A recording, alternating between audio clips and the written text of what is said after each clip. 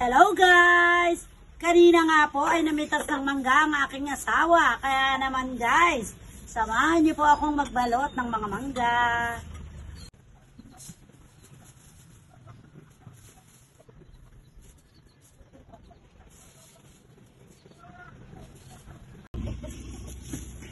Ito guys, ay kinikilo namin ang tigda 2 kilo dahil yun po ang palagi ang ino-order. Wala pong umu-order ng 1 kilo. Pero madalas po ay sobra. Gawa ng di po maiiwasan ng sobra dahil sa iba't ibang hugis at laki ng mangga.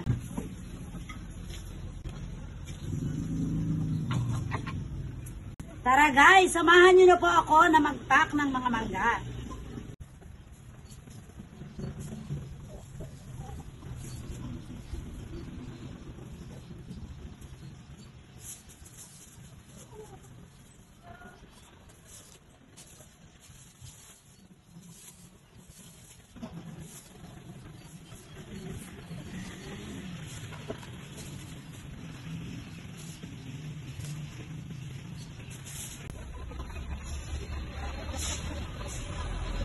Eto na guys, nabalot na po nating lahat.